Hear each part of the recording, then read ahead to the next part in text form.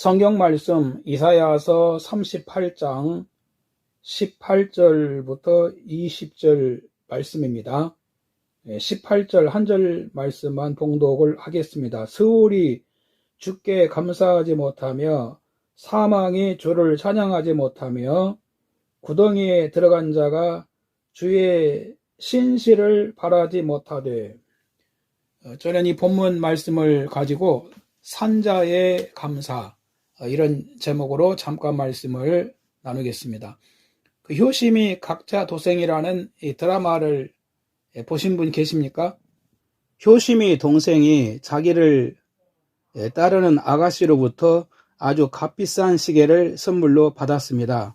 그 아가씨는 돈 많은 재벌집의 딸입니다. 그런데 효심이 동생은 그 아가씨에 대해서는 전혀 관심도 없고 누군지도 모릅니다.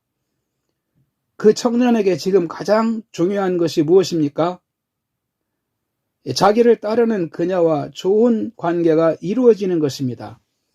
그러려면 아가씨를 무시하지도 말고 아껴주고 그래야 하겠지요. 저는 이 대목에서 우리 인생이 하나님 앞에서 꼭 효심이 동생 같은 마음을 갖고 살지 않나 생각해 보았습니다. 유대인들은 예수님이 나사렛 출신이라고 무시를 했습니다. 그리고 천지를 창조하시고 인간의 생사화복을 주관하시는 하나님을 알지 못한다는 것입니다. 디모데전서 6장 17절 이하에 보면은 네가 이 세대에서 부한 자들을 명하여 마음을 높이지 말고 정함이 없는 재물에 소망을 두지 말고 오직 우리에게 모든 걸 후히 주사 누리게 하시는 하나님께 두며라고 말씀을 하십니다. 이 말씀에 보면은 부한 자들을 명하여 마음을 높이지 말라는 것입니다. 그리고 정함이 없는 재물에 소망을 두지 말고 오직 우리에게 모든 걸 후히 주사 누리게 하시는 하나님께 마음을 두라고 말씀을 하십니다. 그러므로 하나님께 감사하면서 살아야 합니다. 우리가 살고 있는 것 하나하나가 모두 다 하나님의 은혜입니다.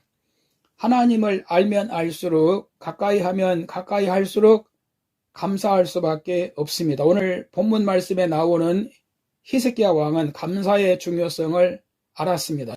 첫째는 죽은 자는 하나님께 감사할 수가 없다는 것입니다. 본문 18절에 스울이 주께 감사하지 못하며 사망이 주를 찬양하지 못하며 구덩이에 들어간 자가 주의 진실을 바라지 못하되라고 했습니다. 스울과 사망과 구덩이라는 말은 모두 육신의 죽음을 말합니다. 이런 말은 의미가 조금씩 차이가 있을 뿐 육신의 죽음을 얘기하는 겁니다. 스울은 죽은 사람들이 가는 곳이고 사망은 문자 그대로 죽음을 의미하고 구덩이는 사람이 죽은 후에 묻히는 무덤을 말합니다. 그러면 이 말씀에서 죽으면 무엇을 할 수 없다고 합니까? 죽으면 하나님께 감사를 드리지 못한다는 것입니다. 이뿐만이 아니라 죽은 사람은 하나님을 찬양할 수가 없다고 말씀하고 있고 그리고 또 신실하신 하나님의 은혜를 바랄 수도 없다고 말씀을 하고 있습니다. 살아있어야 하나님께 감사도 드리고 또 살아있어야 찬송도 하고 살아있어야 하나님의 은혜를 받을 수가 있다는 것입니다. 죽으면 하나님을 섬길 수도 없고 아무것도 할 수가 없다는 것입니다. 우리 인간은 죽으면 어떤 기회도 주어지지 않습니다. 살아있을 때 여러분 기회가 있다는 것이지요. 죽으면 인생의 기회는 다 끝나는 것입니다. 가톨릭에서는 죽은 자를 위해서 기도도 하고 또 죽은 자를 위해서 후손들이 공로를 쌓으면 죽은 자가 음부에서 연옥에서 낙원으로 올라간다는 그런 가르침이 있었습니다.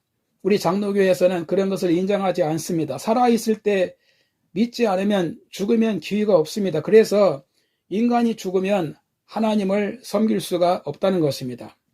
그러므로 히스기야 왕은 하나님께 살려달라고 기도한 것입니다. 죽으면 하나님께 감사를 못하고 찬양을 못하고 하나님의 신실하심을 구하지 못하니까 살려주셔서 이런 일을 하게 해달라고 기도한 것입니다.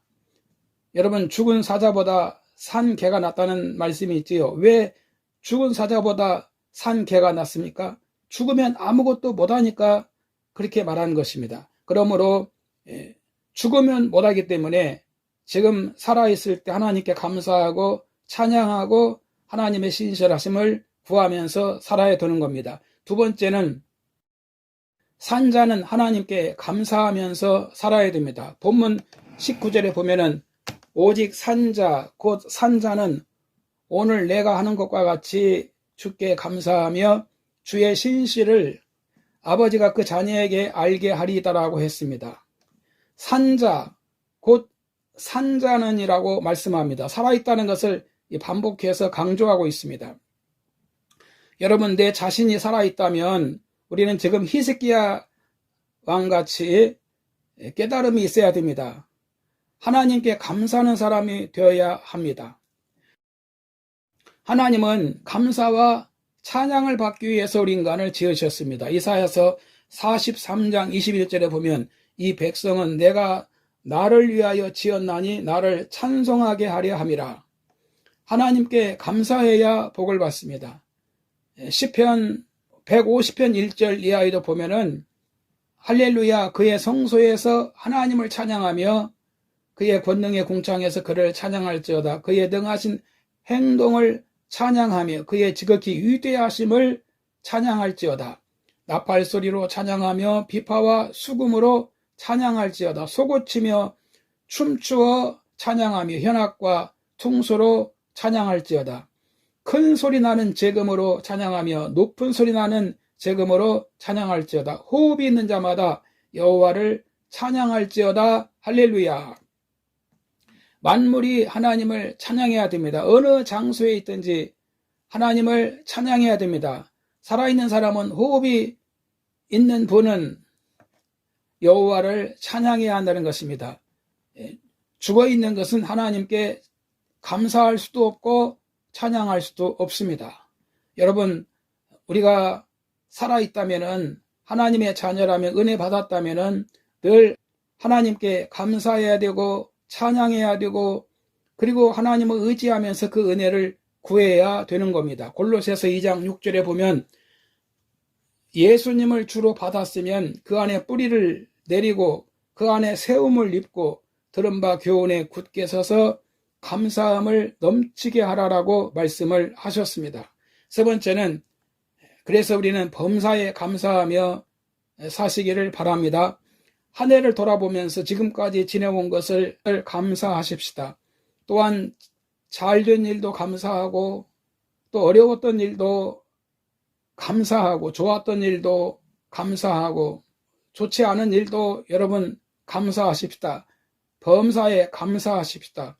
우리는 삶 속에서 여러 가지 일을 만납니다. 중요한 것은 어떤 상황이든지 항상 감사해야 한다는 것입니다. 우리가 꼭 감사할 일이 있어서 감사하라는 것이 아닙니다. 우리는 하나님의 인도와 보호 아래 있기 때문에 감사하면서 살아야 된다는 것입니다.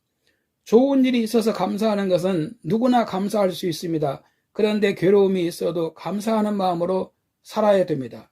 어려움이 있을 때 우리가 감사하지 못하는 이유가 무엇입니까? 지금 있는 이 상황을 제대로 알지 못하기 때문에 그렇습니다. 그러나 하나님을 사랑하는 자는 모든 것이 합력해서 선을 이룬다는 하나님 말씀을 믿고 감사를 드려야 되는 것입니다. 믿음으로 감사해야 됩니다. 여러분, 오늘 히스기야 왕의 고백을 통해서 살아있는 사람이 마땅히 해야 할 일이 무엇인지를 말씀을 하고 있습니다. 우리 모두 하나님이 주신 은혜를 하나님께 감사를 드리고 또 찬양을 드리고 하나님의 신실하심을 늘 구하고 믿고 바라면서 늘 하루하루 하나님 앞에 감사의 삶을 사는 여러분들이 되기를 주의 이름으로 바랍니다. 할렐루야.